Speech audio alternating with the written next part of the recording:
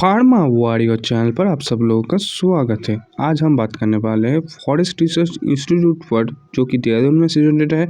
उसमें जो फार्मासिस्ट का वैकेंसी निकला है उसके बारे में डिटेल्स में बात करेंगे। तो चलिए, उसके लिए आ चुके हैं उसका ऑफिशियल वेबसाइट में आने के लिए हम लोग सर्च कर लिया है www.fri.craf.government.in। उसके बाद उसको थोड़ा सा स्क्रॉल डाउन करने के बाद कुछ येलो वाला सर्कल पर इस तरह के कुछ शो होगा, जहाँ पर advertisement of group C requirement बोल के शो होगा, जो कि एक शॉर्ट नोटिफिकेशन है।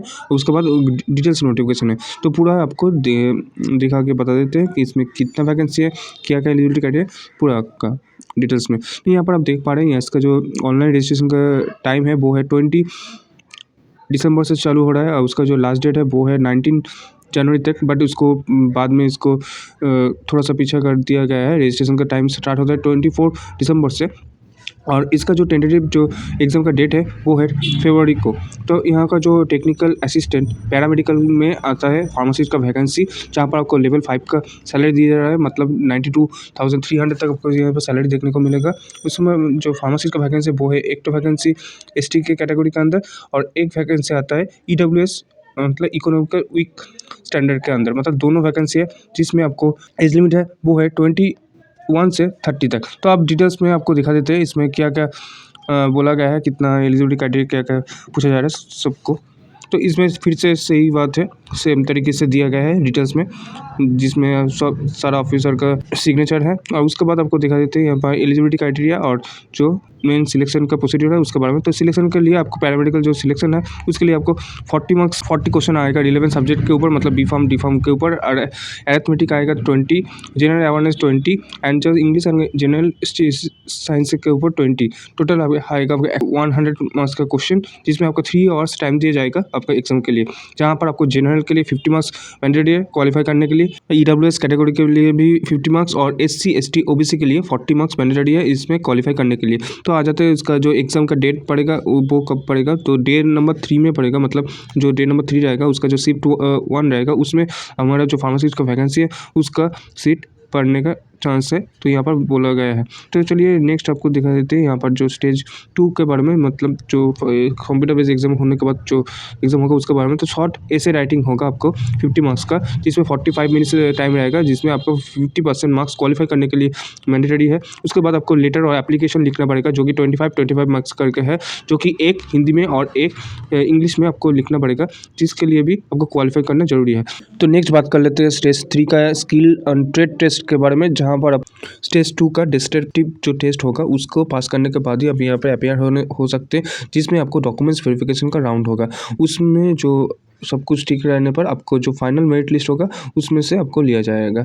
तो चलिए नेक्स्ट बात कर लेते हैं जनरल जो इंस्ट्रक्शन है उसके बारे में, जहाँ पर आपको बोला गया है आपका जो डॉक्यूमेंट्स है सारा डॉक्यूमेंट्स ठीक होने पर ही, और जो एलिजिबिलिटी क्राइटेरिया ऊपर दिया गया है उसको मैच होने पर ही आप यहाँ पर अप्लाई कर सकते हैं। कोई भी डॉक्यूमेंट्स आपको गलत रहेगा, कैनवसिंग रहेगा, तो आपको कैंडिडेट वहाँ पर भी कैंसिल हो जाएगा। तो यहाँ पर और भी बोला गया है ICFRE का जो पे स्केल होता है, मतलब आपका जैसे कि हाउस रेंट हो गया, आपका ट्रांसपोर्ट अलाउंस हो गया, चिल्ड्रन एजुकेशन पर्पस हो गया, और जो न्यू पेंशन स्कीम है उसका सारा बेनिफिट आपको यहाँ पर देखने को मिल जाएगा, जो एक परमानेंट स्टाफ को मिलता है। तो यहाँ पर जो एज रिलैक्सेशन का बात है वो भी यहाँ पर आपको देखने को मिल जाएगा, जैसे कि SC ST and ex serviceman को मिलता है। तो यहाँ पर जो नेक्स्ट बात है वो है EWS क्राइटेरिया के लिए, जो कि EWS क्राइटेरिया का जो सर्टिफिकेट है वो बनाने के लिए आपको district magistrate, additional district magistrate, collector, deputy collector, जो कि एक गेजेटेड ऑफिसर होता है, उसके के साथ आपको दिया गया जो एनेक्सर है उसको फिलअप करके आपको ले जाना है।